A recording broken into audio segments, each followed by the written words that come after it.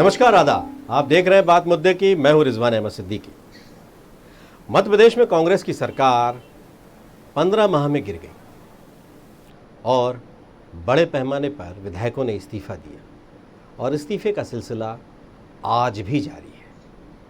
कांग्रेस का दावा है कि वो 15 अगस्त में फिर मुख्यमंत्री के तौर पर कमलनाथ झंडा फहराएंगे, लेकिन अब 15 अगस्त तक तो चुनाव ही नहीं होंगे। और वहीं निरंतर कांग्रेस के विधायक 15 दिनों में 3 विधायक भारतीय जनता पार्टी में इस्तीफा देकर शामिल हो चुके हैं। और कमोबेश इसी तरह का माहौल एक बार राजस्थान में बन रहा है। वहाँ जमकर सियासी ड्रामा हो रहा है और इसको लेकर विधायक मुख्यमंत्री सहित राजभवन में धरने पर बैठ गए। वो चाहते हैं कि उन्हें बहुमत साबित करने का मौका दिया जाए, सत्र आहूत किया जाए। लेकिन मध्य प्रदेश में जहां भारतीय जनता पार्टी सत्र आहूत करने और गवर्नर जहां सत्र आहूत करने की बात कर रहे थे, वहीं कोरोना का जिक्र करके उस समय कांग्रेस कोरोना का सहारा ले रही थी या बीजेपी कोरोना का जिक्र कर रही है। और ये कहा जा रहा है कि ऐसे काल में सदन कैसे बुलाया जाए, और इस सब को लेकर जमकर सियासी हंगामा चल रहा है। और वहीं मध्य प्रदेश के पूर्व मुख्यमंत्री और राजस्थान के मुख्यमंत्री ने प्रधानमंत्री को पत्र लिखा है और लोकतंत्र की हिफाजत करने का उनसे आग्रह किया है। और उन्होंने ये भी कहा है कि आपको शायद लोगों ने सही ढंग से नहीं बताया कि किस तरह से क्या क्या कुछ हो रहा है, कैसे चुनी हुई सरकारें और राज्य और केंद्र सरकार के रिश्ते बिगड़ रहे हैं। तो इन सब के बीच आरोप प्रत्यारोप लगातार जारी हैं। पूर्व मुख्यमंत्री ने पत्र लिखा तो भारतीय जनता पार्टी के प्रदेश अध्यक्ष और सरकार के गृह मंत्री नरोत्तम मिश्रा ने भी उसका जवाब दिया। नरोत्तम मिश्रा ने तो शायराना अंदाज में जवाब दिया। तो यही हमारा आज का विशेष, लोकतंत्र और सरकार जारी है पत्राचार। तो इस विषय पर हम चर्चा करें उससे पहले देखिए हमारी ये खास रिपोर्ट।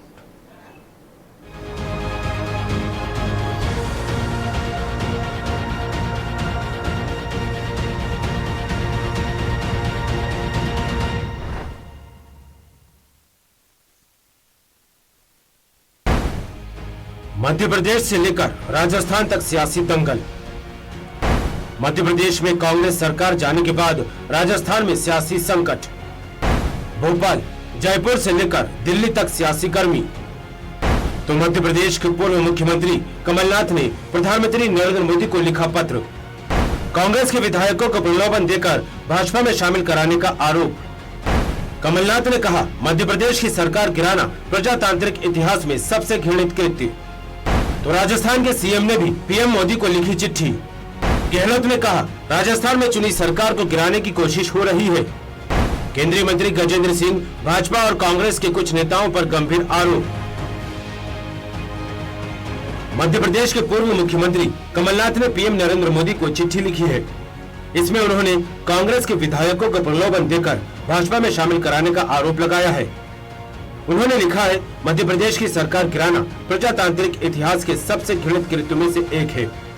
तो वहीं इससे पहले राजस्थान के मुख्यमंत्री अशोक गहलोत ने भी प्रधानमंत्री नरेंद्र मोदी को चिट्ठी लिखी थी, जिसमें उन्होंने कहा था, राजस्थान में चुनी सरकार को गिराने की कोशिश हो रही है। इन आरोपों के बीच बीजेपी ने कांग्रेस पर तंज कसते हुए कहा, कांग्रेस की अंतर्कलह की वजह से ऐसा हो रहा है। कमलनाथ जी की चिट्ठी पे क्या कहूँ, कमल मुख्तसर सी जिंदगी इतना सा फसाना है, तीर भी चलाना है और परिंदे भी बचाना है। न बच पाए ये और बात है। राजनीति पूरी जब ट्विटर और चिट्ठियों पर ही रह जाएगी तो कमोबेश मुझे लगता है ऐसी हालत आएगी। ये जो लोकतंत्र की हत्या करने का प्रयास हो रहा है, संघीय ढांचे को गिराने का प्रयास हो रहा है, ये किसी भी समाज के लिए अच्छा नहीं है।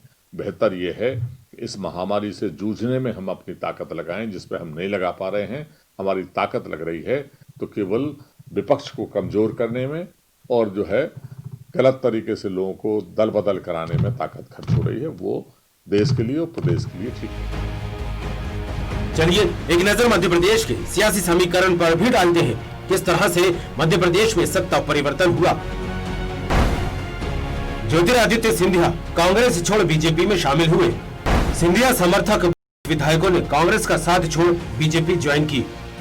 नाथ सरकार अल्पमत में आ गई और कमलनाथ ने सीएम पद से इस्तीफा दे दिया। शिवराज सिंह चौहान ने विधानसभा में बहुमत सिद्ध कर बीजेपी की सरकार बनाई। यह मध्य प्रदेश की राह पर भी राजस्थान की सियासत चल रही है। जिस तरह से सूबे में सियासत गर्म है और पत्र लिखकर आरोप लगाए जा रहे हैं, इसका सीधा निशाना केंद्र ही है। दबे शब्दों में ही सही, केंद्र सरकार पर विधायकों के खरीद फरोख्त के आरोप लगाए जा रहे हैं। मध्य प्रदेश में बीजेपी की सरकार बनने के बाद लगातार कांग्रेस के विधायक बीजेपी में शामिल हो रहे हैं। 22 सिंधिया समर्थकों के बाद 3 और कांग्रेस विधायकों ने बीजेपी की सदस्यता ली है। ये आंकड़ा और कितना बढ़ेगा कुछ कहा नहीं जा सकता। फिलहाल कांग्रेस लोकतंत्र की दुहाई दे रही है, लेकिन जिस तरह से सियासत चल रही है, क्या लोकतंत्र के हिसाब से सही है या फिर किसी नए कानून की अब जरूरत देश में पड़ने वाली है। News world desk.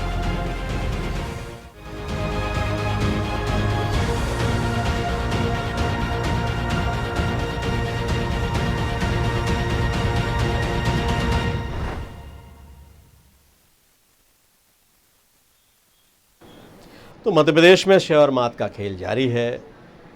कांग्रेस के विधायकों का भारतीय जनता पार्टी में शामिल होने का सिलसिला जारी है और जाहिर है ये शय और मात का खेल है और इस खेल में बीजेपी ने बढ़त बना ली है। पहले सिंधिया के साथ 19 विधायक, कांग्रेस के 3 अन्य विधायक और फिर कांग्रेस के वो विधायक जो सिंधिया के समर्थक नहीं हैं, उनमें से 2 तो अरुण यादव के समर्थक हैं। आज उन्हें सफाई भी देनी पड़ी इस पर और इस तरह से शामिल हो रहे हैं। कांग्रेस बार बार प्रलोभन का जिक्र कर रही है और बीजेपी कह रही है कि आप अपने ही लोगों को सुरक्षित नहीं कर पा रहे। जाहिर है अपने गढ़ में सेंध लग रही है, हिफाजत तो करनी ही पड़ेगी। क्या ये आपकी सूचनाओं का अभाव है या आपकी नेतृत्व क्षमता पर प्रश्न चिन्ह है? ऐसे बहुत से सवाल हैं, लेकिन क्या लोकतंत्र में ये सही है? क्या इस तरह से चुने हुए लोग अचानक अपने पदों को त्याग दें और फिर नए सिरे से चुनाव की बात करें?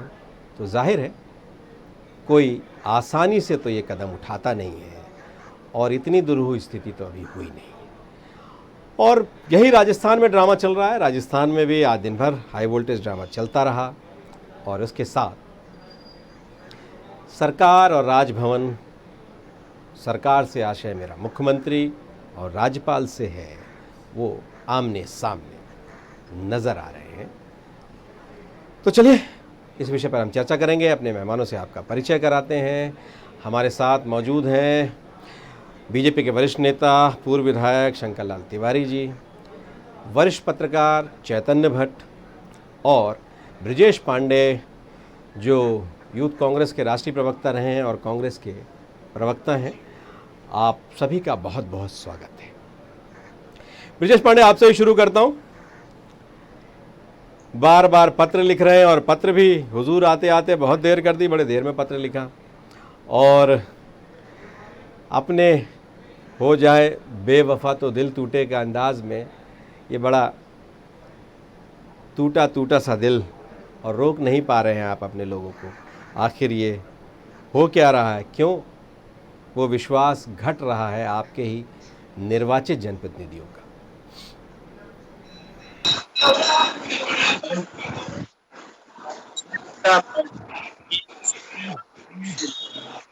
आप इतिहास उठा करके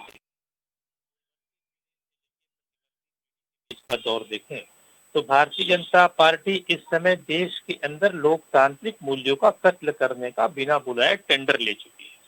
चाहे वो घटना राजस्थान की हो, चाहे वो घटना मध्य प्रदेश की हो, चाहे वो घटना कर्नाटक की हो, गोवा की हो या अन्य राज्यों की। भारतीय जनता पार्टी को अभी जो ताजा सर्वे आया, उन्होंने सर्वे कराया, उसमें उन्हें चला पता कि हमको मुश्किल से इस उपचुनाव के अंदर 1 से 3 सीटें ही हम पता कर सकते हैं। तो भारतीय जनता पार्टी अब क्या कर रही है, कांग्रेस पार्टी के कुछ विधायकों को प्रलोभन दे करके जोड़ तोड़ करके मध्य प्रदेश में फिर से अपनी सरकार स्थायित्व बनाए रखने के लिए ये सब को प्रयास कर रही है। मेरा ऐसा मानना है कि आदरणीय श्री नरेंद्र मोदी जी सिर्फ भारतीय जनता पार्टी के नेता नहीं है, आदरणीय श्री नरेंद्र मोदी जी भारतवर्ष के प्राइम मिनिस्टर हैं, जिनको लेकर के आदरणीय श्री अशोक गहलोत जी ने और श्री कमलनाथ जी ने पत्र लिखा है। बहुत सीधी सी बात है, इस देश की डेमोक्रेसी को बराबर बनाए रखने का अधिकार प्रधानमंत्री का है, क्योंकि सबसे बड़ी संसद के भी वो मुखिया है। तो ये जो दौर चल रहा भारतीय जनता पार्टी का, ये भारतीय जनता पार्टी कांग्रेस के नेताओं को और अन्य दलों को छोड़ के, और राजस्थान में तो ये हवा देखिए और अन्य प्रदेशों में देखिए, भाजपा ने जितने भी कुकृत्य किए हैं उन सब कुकृत्यों का कुफल इनको मिलना ही मिलना है जब उपचुनाव आएंगे। और अभी जो भी जोड़ तोड़ करके ये कर लें, लेकिन जनता को निर्णय करना पड़ता है। इस लोकतंत्र में जनता का निर्णय अंतिम निर्णय होता है, जनमत का निर्णय अंतिम मत होता है, और वो कांग्रेस के पक्ष में वोट करेगी। और इस चुनाव जब भी चुनाव होगा इसमें कांग्रेस को पता अर्जित होगा। जनता पर आपका अटूट विश्वास है और आपके जो विधायक हैं उन्हीं का विश्वास घट रहा है। सवाल बहुत हैं, आएंगे फिर आपके पास एक बार और। क्या कहेंगे शंकर लाल तिवारी जी? लोकतंत्र में प्रधानमंत्री सर्वोच्च पद है और वो सिर्फ एक पार्टी के नेता नहीं, देश के नेता हैं। इसी लिहाज से उन्हें पत्र लिखा गया है और पत्र में उनसे अपेक्षा की गई है लोकतंत्र के सम्मान की, उसके मान की, उसकी हिफाजत की, और ये भी अपेक्षा की गई है कि आपको शायद वास्तविक जानकारियाँ नहीं हैं, इसलिए हम पत्र के माध्यम से आपको सूचित कर रहे हैं। तो ये आखिर जिस तरह के ख़रीद फरोख्त के इल्ज़ाम लग रहे हैं, सरकार चुनी हुई सरकार गिरा देने के इल्ज़ाम लग रहे हैं, मध्य प्रदेश में हो चुका है, राजस्थान में दोहराने की कोशिश है। और राजस्थान में आप मध्य प्रदेश में कह रहे थे कि सरकार अपना बहुमत साबित करे, कोरोना डोरोना कुछ भी उस पर आप उस समय तंज कस रहे थे। अब वो कह रहे हैं राजस्थान में कि हम आज ही बहुमत साबित करने को तैयार हैं, आप हमें सत्र बुलाने आहूत करने का मौका दीजिए, तो अब सत्र नहीं बन रहा, कोरोना है वहाँ। तो ये आखिर सियासत किस तरह से और लोकतंत्र किस तरह के रूप उसके देखने मिलने वाले आने वाले? मैं तो कमलनाथ जी के और कांग्रेस के अपने प्रदेश जी के हिम्मत की दाद देता हूँ। सबसे पहले वो इसमें है कि वो कहते हैं कि बस 15 अगस्त को झंडा फहराएंगे और अगली पीसीसी में बैठक न होकर के राजभवन में बैठक करेंगे। ये हिम्मत वाली बात है। और इसी तरह ब्रजेश जी कह रहे हैं कि वो सर्वे आया है और जनता ही निर्णय करती। जनता ने विधानसभा चुनाव 18 के तुरंत बाद लोकसभा के जो परिणाम आए थे उसमें भी जनता ने निर्णय ही किया था, और आपको कहीं कोई इस निर्णय की तवज्जो नहीं रही। और इसके अलावा जहाँ तक प्रधानमंत्री जी के प्रति ये ज्ञान कांग्रेस के मित्रों का बढ़ा है कि प्रधानमंत्री जी देश के प्रधानमंत्री होते हैं, सबके प्रधानमंत्री होते हैं, पर इनके नेता राहुल बाबा जब सरेंडर की बात करते हैं कि प्रधानमंत्री ने चाइना के सामने सरेंडर कर दिया, तब उनको इनके नेताजी को समझ नहीं आता वो देश के प्रधानमंत्री हैं। और इस तरह की बातें जब चाइना से हमारा द्वंद्व युद्ध चल रहा है तो उन्हें कम से कम प्रधानमंत्री ने सरेंडर कर दिया, नरेंद्र मोदी ने सरेंडर कर दिया, इस तरह का काम ट्वीट नहीं करना चाहिए था। आज इन्हें याद आ रहा है। सवाल ये था, अपना इधर उधर की बात कर रही है। कमलनाथ जी चिट्ठी लिख रहे हैं माननीय मोदी जी को, अभी गहलोत जी ने चिट्ठी लिखी माननीय मोदी जी को। इनको तो कांग्रेस वाले ही जो पूछे इनसे, और मैं भी पूछना चाहता हूँ कि भैया तू इधर उधर की ना बात कर, तू ये बता कि ये कारवा क्यों लुटा, यहाँ ज्योतिरादित्य को क्यों अपमानित किया गया, सचिन पायलट को वहाँ क्यों मेन लाइन से किनारे लगाने का प्रयास किया गया। अपने अंतर द्वंद्व को और फिर लोकतंत्र की बात वो भी कमलनाथ जी कर रहे हैं, जो इमरजेंसी में इंदिरा गांधी के जमाने में इंदिरा गांधी के 9 रत्नों में एक रहे हैं, 9 रत्न कंपनी जो थी उसमें एक रहे हैं। ऐसी कांग्रेस पार्टी जिसने देश में इमरजेंसी लगाई हो, लोकतंत्र की हत्या किया हो, विचार अभिव्यक्ति की हत्या किया हो, मीडिया और अखबारों की स्वतंत्रता की हत्या किया हो, उसके ये बड़बोले नेता, उसमें कमलनाथ जी हीरो थे। और इतने ही नहीं, सरकारें गिराने की बात कर रहे हैं कांग्रेस के लोग। चरण सिंह की सरकार किसने गिराई? चंद्रशेखर की सरकार किसने गिराई? गुजराल और गौड़ा की सरकार किसने गिराई? इन्होंने बार बार लोकतंत्र की हत्या के प्रयास किए हैं। ये लोकतंत्र का विषय नहीं है, ये तो कांग्रेस अपनी आंतरिक कलह नहीं ठीक कर पा रही। इतना महत्वाकांक्षी व्यक्ति कि प्रतिपक्ष भी मैं नेता बनूंगा, प्रदेश का अध्यक्ष भी मैं रहूंगा और मुख्यमंत्री भी मैं बनूंगा अगला, और 15 अगस्त को झंडा फहराऊंगा। इस तरह की तमाम जो बातें हैं वो कांग्रेस को खोखला कर रही है। और इसलिए ब्रजेश भाई से मैं कहूंगा कि जरा इसका उत्तर दे कि अगर वो देश के प्रधानमंत्री हैं, अरे चिट्ठी लिखना तो सोनिया जी को लिखते, चिट्ठी लिखना तो राहुल गांधी को लिखते, चिट्ठी लिखना तो वो बावरिया को लिखते जो यहाँ द्वारे द्वारे नगरी नगरी वो बावरिया जो प्रभारी आया था उसको चिट्ठी लिखते।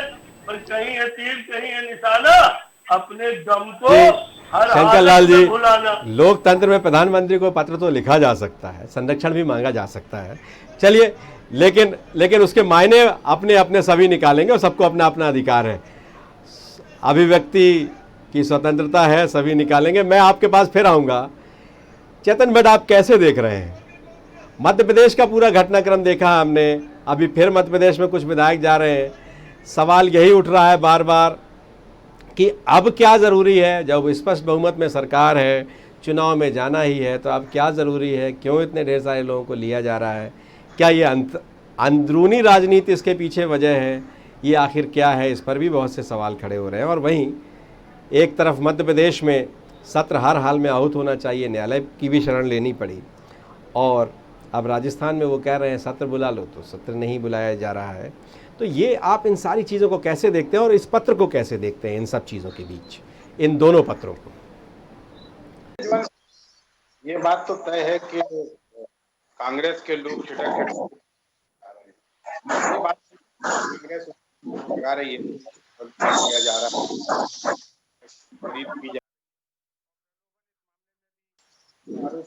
है। दो लोगों को आसानी से उनको का अध्यक्ष बना दिया गया। बीजेपी के बहुत से लीडर हैं जो बने हैं, जिनको ना मंत्री पद दिया गया, ना मंडल में अध्यक्ष बनाया। तो ये कहीं थोड़ा सा कांग्रेस का आरोप सिद्ध होता है। लेकिन सवाल इस बात का है कि आप अपने घर को क्यों नहीं संभाल पा रहे?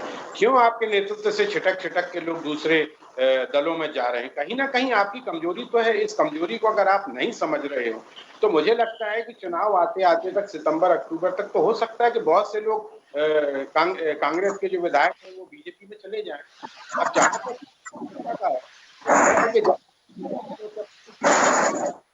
राजनेता है उसको बहुत अच्छे तरह से इनका टोटल उद्देश्य और वो हर दल का है, चाहे वो बीजेपी हो चाहे कांग्रेस हो। इसलिए अगर लोकतंत्र की बात होती तो मुझे नहीं लगता कि लोकतंत्र इस देश में बचा है।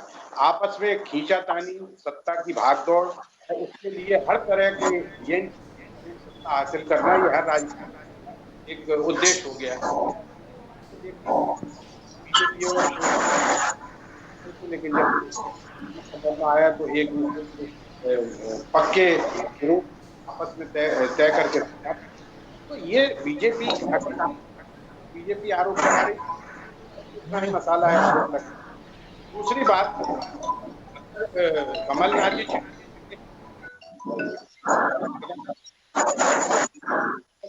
बड़े मशहूर हैं, जिनकी एक गजल जगजीत सिंह ने गाई, उसमें एक बड़ा मेरा कातिल मेरे हक में फैसला दे।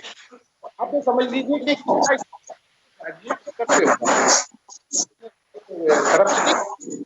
आप सरकारें गिराएं या सरकार अपने लोगों, कांग्रेस के लोगों, ये तो बहुत पहले कैलाश विजयवर्गीय किया था कि जिस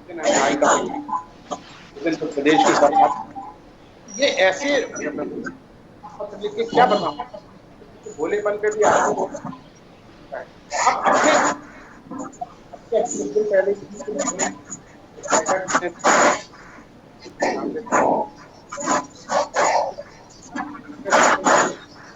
बिल्कुल। चेतन जी, मैं आपके पास एक बार और आऊँगा। चैतन्य भट्ट जी, मैं आपके पास एक बार और आऊँगा। कुछ थोड़ी सी तकनीकी कोई खामी है, आपकी आवाज़ उतनी स्पष्ट नहीं आ रही है हमें, तो मैं आपके पास एक बार और आऊँगा, इस बार रोकूंगा, अंतिम प्रतिक्रिया आपसे लूँगा मैं।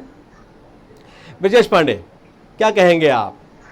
जब राहुल गांधी प्रधानमंत्री को सुरेंद्र गांधी माफ़ कीजिएगा मोदी कहते हैं, उस समय आपको प्रधानमंत्री नहीं लगे, और इसके अलावा बहुत से ऐसे अवसर हैं, और दूसरा आपके जो लोग हैं वो तो उनका विश्वास घट गया, और कैसा ये पद लोलुपता है, आरोप लगा रहे हैं शंकर लाल जी, कैसी पद लोलुपता है कि सभी पद आपको ही एक ही व्यक्ति को चाहिए, अध्यक्ष भी वही बनेंगे, नेता प्रतिपक्ष भी वही बनेंगे, आने वाले वक्त में मुख्यमंत्री की शपथ भी वही लेंगे।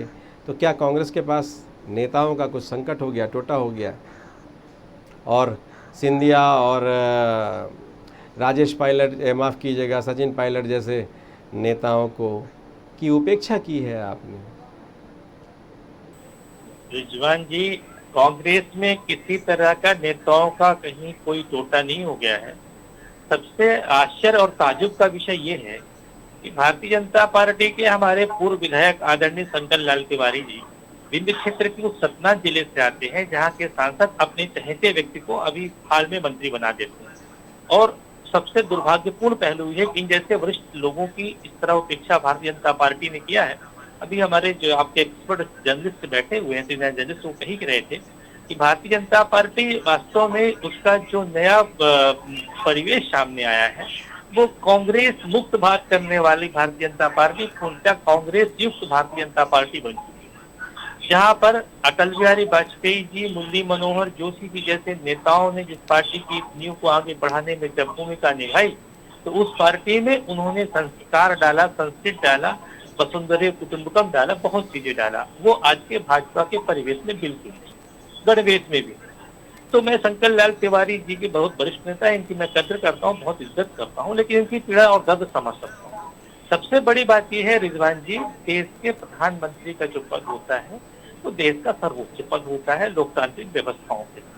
वहाँ प्रधानमंत्री जी को कोई भी प्रदेश का मुख्यमंत्री जो है वो संविधान के अनुसार वो उनको पत्र लिख सकता है, और लिखना भी चाहिए। जहाँ पर संबंध अच्छी नहीं होते, जहाँ कम्युनिकेशन गैप होता है, जैसे आपके पश्चिम बंगाल या किसी आप उदाहरण देंगे, तो इसी तरह की स्थिति निर्मित होती है। ये अच्छी बात है कि एक पूर्व मुख्यमंत्री जी ने देश के प्रधानमंत्री जी को पत्र लिखा, एक राजस्थान के वर्तमान मुख्यमंत्री जी ने देश के प्रधानमंत्री जी को पत्र लिखा। पत्राचार कोई गलत प्रक्रिया नहीं, और प्रधानमंत्री के पास ये बात पहुंचानी चाहिए। प्रधानमंत्री को ये बताना चाहिए, इस बात का इत्तला देना चाहिए कि आपकी पार्टी में कुछ लोग आपकी नाक के नीचे इस तरह के गुस्सों में जुड़े हुए। मध्य प्रदेश के अंदर की जो वानगी है वो बड़ी सुस्पष्ट हो चुकी है कि भारतीय जनता पार्टी अपनी अंतिम लड़ाई लड़ रही है। उसको पता चल चुका है कि हमने जिस तरह से एक लोकतांत्रिक व्यवस्था के द्वारा चुनी हुई कमलनाथ जी की सरकार को गिराया, वो हमारे पे भारी पड़ेगा। आदरणीय शंकर लाल तिवारी जी विधायक रह चुके हैं। मैंने छोटी सी बात बताऊंगा कि मध्य प्रदेश के अंदर कुल 230 विधानसभा की सीटें हैं, जिसमें सिर्फ 228 सीटें हैं मौजूदा हालात में थी, जिसमें 115 विधायक का ही बहुमत चाहिए। कांग्रेस के पास 121 सीटें थी, आपके पास 107 सीटें थी। जनता ने आपको बहुमत नहीं दिया था। आप तो पिछले दरवाजे से ट्रांसपेरेंसी करके एक चुनी हुई लोकतांत्रिक सरकार को गिरा करके एक फिजा तैयार करना। ब्रजेश पांडे, आप अपने लोगों को संभाल नहीं पाए और हर बार कॉन्स्पिरेसी कहेंगे, और मेरे सवाल का जवाब आपने नहीं दिया। जो शंकर लाल तिवारी आरोप लगा रहे थे कि क्या एक ही व्यक्ति है उसको सारे पद दे देंगे, क्या यही एक तरीका है कि सारे पद एक ही जगह, और इन्हीं पदों का तो झगड़ा था। अभी आप जिक्र कर रहे हैं, जैसे चैतन्य भट्ट भी जिक्र कर रहे थे, उनको आप रेफरेंस दे रहे थे, वो कह रहे थे कि विधायक आए और उनको बना दिया। लेकिन जो इतने पुराने भाजपा के नेता हैं, बीजेपी के इतने पुराने नेता हैं, वरिष्ठ नेता हैं, उनको कुछ नहीं दिया, मंत्री भी नहीं बनाया, उनको कोई पद भी नहीं दिया। और भी बहुत ढेर सारे नेता हैं बीजेपी के, बहुत लंबे समय से फट्टादरी बिछाते रहे हैं और बैनर लगाते रहे हैं, उनको भी कुछ नहीं दिया। और आपने भी तो 1.5 साल में किसी को कुछ नहीं दिया साहब, आपने भी तो नहीं दिया। आपको नहीं लगता कि आप उस तरह से, जिस तरह से किया जाना चाहिए था, आपने वैसा किया नहीं। आपके लोग अब आप पर विश्वास नहीं कर पा रहे हैं, विश्वास का संकट है। आप बुलाते हैं मीटिंग, कसम खिलाते हैं, और कसम खाकर भी लोग नदिया के उस पार चले जाते हैं। इजबान जी, आदरणीय श्री कमलनाथ जी 9 बार के सांसद रह चुके हैं। कमलनाथ जी संसदीय कार्य मंत्री रह चुके हैं, उद्योग मंत्री रह चुके हैं, पर्यावरण मंत्री रह चुके हैं। संसदीय व्यवस्थाओं का, संसदीय मूलभूत सिद्धांतों का उनको अरे बारीकी से ब्रजेश जी, ये तो कांग्रेस- पूरा प्रदेश जानता है, उनको मैं- मुख्यमंत्री के मैं- तौर पर स्वीकार भी किया मैं- प्रदेश ने, मैं ये तो 10 सब सेकंड जानते अपनी हैं। लेकिन क्या 10 सेकंड कमलनाथ में- जी और दिग्विजय सिंह जी सब कुछ बने रहना चाहेंगे?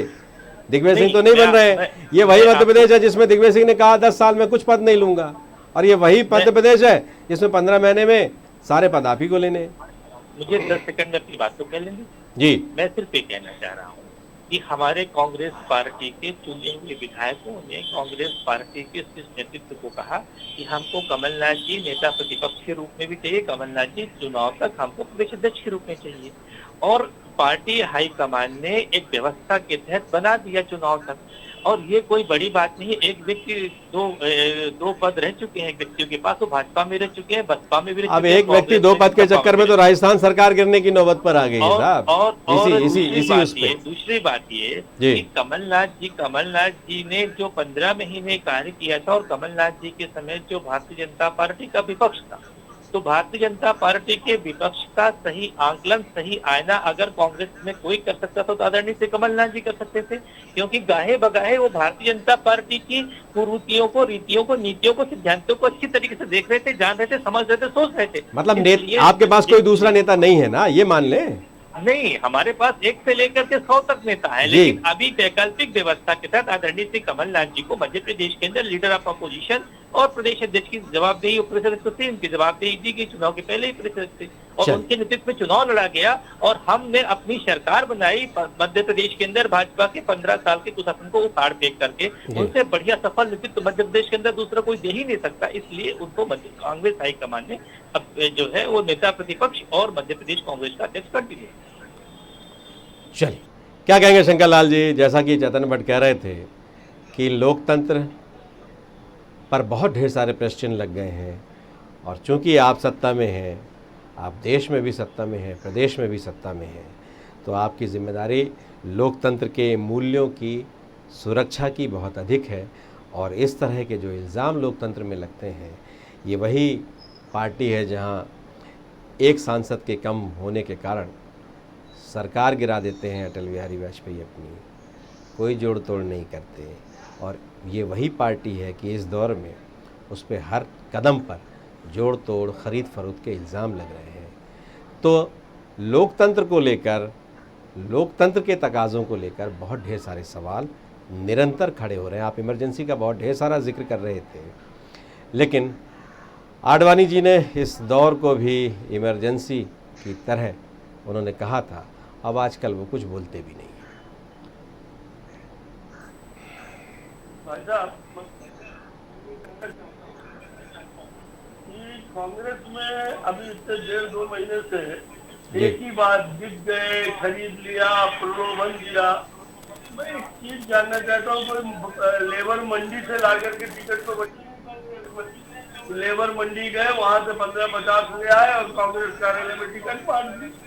जब दिल्ली कमजोर होती है तो सूबेदारों के रुतबे बढ़ते हैं, और चुनाव के समय मध्य प्रदेश के अंदर दिग्विजय सिंह, कमलनाथ, राहुल सिंह, ज्योतिरादित्य, ये जो सूबेदार थे, इनके रुतबे बढ़े हुए थे। जो एक एक टिकट बची है वो कोई अरुण यादव बांट रहा है, कोई कांतिलाल भूरिया बांट रहा है, कोई जो है तो कमलनाथ जी के गुट के इतनी टिकट, इसके गुट की इतनी टिकट। आज जब ये भगदड़ बची है तो लोगों को सिर्फ प्रलोभन, खरीदारी, नरेंद्र मोदी को चिट्ठी, लोकतंत्र की हत्या, इनसे क्यों नहीं पूछा जाता जिनके सिफारिश में टिकट मिली इन लोगों को, कि इनने जानबूझ करके ऐसे लोगों को टिकट क्यों दी जो न कांग्रेस के समर्पित थे, न विचारधारा के में समर्पित थे, न जिनका कोई राजनीतिक स्थायित्व था। और ये टिकटें इनके नेताओं में जो ये भी घूमते फिर रहे, बड़ी बड़ी बातें करते फिर रहे, जिनने मंत्रिमंडल ने, किसी ने अपने लड़के को वित्त मंत्री बना दिया, अपने भतीजे को वन मंत्री, बिजली मंत्री बना दिए। मंत्री तो किसी का बेटा नहीं था, वित्त मंत्री तो एक वित्त मंत्री किसी का बेटा नहीं था, किसी नेता का बेटा नहीं था। जी, बिसाहू लाल जी दिग्विजय सिंह के प्रति समर्पित नेता रहे, भाई साहब आप भी जानते हो जी। इनसे क्यों नहीं पूछ रहे कि टिकट तो इनने बांटी, तो ये बिकाऊ लाल और ये सारे जयचंद और गद्दार जिनको कह रहे हैं, जब तक वो मेरे साथ थे देवता समान, जब आ गए मैदान में हरजाई हो गए। आज 2 महीने से ये इतनी कह रहे प्रलोभन लोकतंत्र की हत्या। सवाल यह है कि टिकट तुम्हारे सूबेदारों ने बांटी थी और उनकी जवाबदारी कांग्रेस पार्टी क्यों नहीं तय करती? कांग्रेस अपने गिरेबान में क्यों नहीं आ जाती? जिस व्यक्ति की अध्यक्षता में सरकार बनी उसी व्यक्ति की अध्यक्षता में सरकार चली गई। एक नैतिक साहस होना चाहिए था कमलनाथ का इस्तीफा लेने का दिल्ली से। और मैंने जैसा आपको कहा कि किसी वरिष्ठ राजनीतिज्ञ ने कहा है और पत्रकार ने कि जब दिल्ली कमजोर होती है तो सूबेदार इसी तरह मनमानी करते हैं और सर उठाते हैं। राजस्थान में गहलोत अपनी तानाशाही चलाना चाहते हैं, मध्य प्रदेश में दिग्विजय सिंह कमलनाथ अपनी तानाशाही चलाना चाहते हैं और महाराष्ट्र में अब राजस्थान में सत्र नहीं आहूत हो रहा, सरकार बहुमत साबित करना चाहती है। जहां आप दबाव बना रहे थे और वहां पर सत्र नहीं आहूत हो रहा। इसलिए उसमें कमेंट हाईकोर्ट ने रोका थोड़ी है, सत्र बुलाने के लिए नहीं रोका हाईकोर्ट ने। छत्तीसगढ़ में भी यही होने वाला है जी। सिंहदेव का कल बयान आया है कि 2.5 साल के मुख्यमंत्री नहीं होते जी। और इसलिए इनके घर में आग लगी है और ये कुआं खोदते फिर रहे हैं। इनसे पूछिए ना कि जिनके समर्थक टिकट पाए, ज्योतिरादित्य जी को छोड़ वो आ गए, उनके समर्थक आ गए और बाकी जो विधायक गए वो उनको टिकट किस कांग्रेसी वरिष्ठ नेता ने सूबेदार को दिलवाई जो अपने आप को बड़ी कांग्रेस का नेता कहता है। और उसके लोग गए तो उसको क्यों नहीं दंडित करो? एक बार उसको क्यों नहीं पर्दे के पीछे करो? कुछ खोना नहीं है और पाना सब कुछ है। भारतीय जनता पार्टी के बारे में आदरणीय पांडे जी मेरे मित्र है, आत्मीय मित्र है, कह रहे थे कि कमलनाथ भी कह रहे हैं कि हम तो झंडा फहराएंगे। भाई साहब इनको प्रत्याशी नहीं मिल रहे चंबल में, ग्वालियर में, कई सीटों में जमानतें नहीं बचने वाली। ये सरकार पूरे 3 साल चलेगी और 27 नहीं, अब ये 30-35 भी हो सकते हैं। इनमें से भी हम सब की सब सीटें जीतने वाले हैं। खेल खत्म हो गया, अब न दिया है, न तेल है, न बाती है, अब सिर्फ छाती पीटते रहो लोकतंत्र। अरे पूछो कि किसने टिकट दिलवाई थी? कोई चौराहे से पकड़ के लेबर लाए थे क्या? टिकट बांट दी तुमने? चलिए बिल्कुल ये सवाल पूछने का वक्त नहीं बचा है तो मैं चैतन्य भट्ट जी से अंतिम प्रतिक्रिया ले लेता हूँ। कुछ कहना चाहते हैं ब्रजेश पांडे? क्या इसी विषय पर कुछ कहना चाहें तो कह दिएगा, नई बात तो कुछ है कर नहीं पाऊंगा। इसी विषय पे कहना चाह रहा हूँ कि कांग्रेस पार्टी की टिकट पूर्णतः सर्वे के आधार पर दी गई थी। आदरणीय श्री कमलनाथ जी ने सर्वे कराया था प्रदेश कांग्रेस अध्यक्ष बनने के बाद और उस सर्वे के आधार पर टिकट दी गई थी। मैं आदरणीय तिवारी जी बड़े वरिष्ठ व्यक्ति हैं, मैं इनसे तय कहना चाहता हूँ कि मत की रति गति भूत भुलाई जब जही जनत जतन जहां जही पाई तो जानब सत्संग प्रभावु लोकहु वेद न आन उपाऊ। आप एक विद्वान व्यक्ति हैं, आप तो उधरे अंत आप दूसरी बार पहली बार बोल चुके हैं, कुछ और बोलिए। उधरे अंत आप पहले बोल चुके हैं, उधरे अंत नहीं। सुफल मनोरथ हो तुम्हारे राम लखन सुन भय सुखारे। अब आप कुछ नया बोलिए, उधरे अंत तो आप एक बार बोल चुके। इसलिए मेरा कहना है तिवारी जी कृपा पूर्वक आप ये मत कहिए। चलिए ब्रजेश पांडे, बिल्कुल ब्रजेश पांडे, अब मैं आपको रोकूंगा। अरे तिवारी साहब 3 बार विधायक रहे हैं आप और बड़े बड़े अंतर से भी जीते हैं आप, मंत्री को भी हराया आपने, लेकिन इस समय जो आपके यहाँ विधायक हैं उनकी भी बड़ी चर्चा है। तो अगर वो भी दामन थाम लेंगे तो आप जैसे बहुत ढेर सारे वरिष्ठ क्या करेंगे? ये तो सब जगह संकट है, आपके यहाँ भी संकट होगा। कहावत है जी, जब गाँव आई होली तो बामन बचन खोरी। इस समय कांग्रेस की होली आई है जी, और इसलिए कौन कौन आ जाएगा? सतना वाला भी आएगा, रीवा वाला भी आएगा, रतलाम वाला भी आएगा, संतरी भी आएगा। अब रीवा में तो कुछ बचा नहीं है, रीवा में तो कुछ बचा नहीं है। सबको आत्मसात करेगी, सबका उपयोग करेगी और जनता की रीवा वाला आ नहीं सकता, रीवा वाला जा सकता है, लेकिन रीवा में आने वाला कोई है ही नहीं। रीवा वाला ही जो है भाजपा छोड़ के कांग्रेस में जाने वाला है। आपने बिल्कुल संसदीय खबर बताई है। चलिए वैसे अभी इस खुशफहमी में मत रहिए ब्रजेश पांडे, कोई नहीं जाने वाला, इसलिए कि भगदड़ आपके खेमे में मची हुई है। सबसे बड़े चैनल के एक्सक्लूसिव न्यूज है कि रीवा क्या भाजपा का विधायक वो कांग्रेस में आ रहा है। ना बिल्कुल नहीं है, मैंने ऐसा कुछ नहीं कहा। मैंने इसे बिल्कुल नहीं कहा है, मैंने सिर्फ उस बारे में कहा है कि रीवा में कोई है ही नहीं इनके पास, तो जाएगा कैसे, वहां से तो कहीं और जा सकता है। चलिए मैं तिवारी जी, चैतन्य भट्ट जी की अंतिम प्रतिक्रिया ले लेता हूं, क्या कहेंगे भट्ट साहब? नहीं, देखिए रजवान भाई, ये आपस में एक दूसरे के आरोप प्रत्यारोप तो चलते रहेंगे, लेकिन ये बात सही है कि कांग्रेस के पास अभी नेताओं की कमी है, चेहरे नहीं है। बीजेपी के पास ढेर सारी चेहरे, अकेले कमलनाथ जी और दिग्विजय सिंह इतना मुकाबला कर पाते हैं बीजेपी का, जहां एक से एक धुरंधर नेता है। क्योंकि अभी देखिए कि आप नेता प्रतिपक्ष भी वही हैं, प्रदेश अध्यक्ष भी वही हैं, उसी का झगड़ा था जिसके कारण दिग्विजय सिंधिया जी पार्टी को छोड़ के चले गए। वो प्रदेश अध्यक्ष भी थे, मुख्यमंत्री भी थे, जबकि चुनाव जो है जीता है, जिस चुनाव प्रमुख के रूप में सिंधिया जी थे, और उनको लगता था कि मुझे मुख्यमंत्री बनाया जाएगा। लेकिन उसके बाद अगर मुख्यमंत्री नहीं बनाया और कमलनाथ जी को अगर मुख्यमंत्री बनाया, तो उसके बाद भी उन्होंने कहा कि ठीक है, सीनियर आदमी है। लेकिन जब प्रदेश अध्यक्ष भी नहीं बनाया, तो जाहिर सी बात है कि किसी व्यक्ति को आप अगर उपेक्षित करोगे तो उसका कहीं ना कहीं दूसरा व्यक्ति फायदा उठाकर, अगर हमारे घर में कोई संकट है तो पड़ोसी अगर हमारा दुश्मन है और हमारा प्रतिद्वंदी है, तो निश्चित तौर पर उसका फायदा उठाने का प्रयास किया जाएगा। और वो बीजेपी कर रही है और ये कांग्रेस भी करेगी। अगर बीजेपी से कुछ लोग आते हैं कांग्रेस में, तो ऐसा नहीं कि कांग्रेस तो उनको माला देके बोलेगी कि नहीं नहीं साहब आप तो वहीं जाइए, हमारे यहाँ जगह नहीं। अभी के एल अग्रवाल शामिल हो गए, बीजेपी के नेता थे, तो ये तो चलता रहेगा ना, इसमें किसी प्रकार का।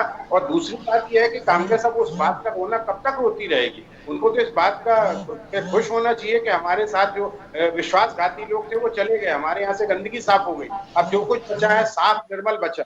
इसलिए उस बात का रोना छोड़ के आपको तो अपनी जो पार्टी है उसको मजबूत करना चाहिए, ताकि आप आगे वाले उपचुनाव में आप बीजेपी को तरीके से टक्कर दे सकें। और अगर जो इस तरह का आरोप लग भी रहा है बीजेपी कि वो प्रलोभन दे के खरीद रही है, तो अपने लोगों को आप संभालें ताकि वो किसी प्रलोभन में ना आ सके।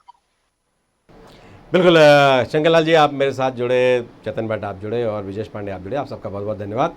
तो बस सवाल यही है कि अपने घर को संभालना बेहद ज़रूरी है, लेकिन दूसरे के बच्चे को बार बार बहकाना भी ठीक नहीं है। और लोकतंत्र का तकाजा भी यही है कि एक बार 5 साल में चुनाव में जाओ, जनता को अपनी बात बताओ, जनता जो निर्णय करे उसे शिरोधार्य करो, और फिर उसके बाद कोशिश करो कि सकारात्मक रूप से प्रदेश का विकास, देश का विकास कैसे हो सकता है, इस पर काम करो। लेकिन लगता है वर्तमान में लोकतंत्र का मायने शायद बदल गया है। हर हाल में सरकार बनाओ, और सरकार मतलब विकास हो ना हो, लेकिन सरकार का मतलब विकास है। सरकार में रहेंगे तो विकास होगा, क्षेत्र के लिए मैं ये त्याग करूँगा और ऐसा करूँगा, अंतरात्मा की आवाज़ और बहुत ढेर सारे सवाल, बहुत से जवाब सुनने मिलते रहेंगे। लेकिन विरोधी तो ऐसा करेगा ही, इसलिए कि सियासत में अब विरोधी हो गए, विपक्ष नहीं हुआ है, प्रतिपक्ष नहीं होता है, अब विरोधी होने लगा है। और जब विरोधी होता है तो जाहिर है रंजिशन, गला काट प्रतियोगिता होती है, और लोकतंत्र के लिए ये अच्छा भी नहीं है। लेकिन आपको अपना घर तो संभालना होगा, वरना सिर्फ इसी अंदाज में छाती पीटना पड़ेगा। हमारे इस कार्यक्रम में बस इतना ही। खबरों का सिलसिला जारी रहेगा, हम कल फिर मिलेंगे एक नए मुद्दे के साथ। तब तक मुझे दीजिए इजाज़त।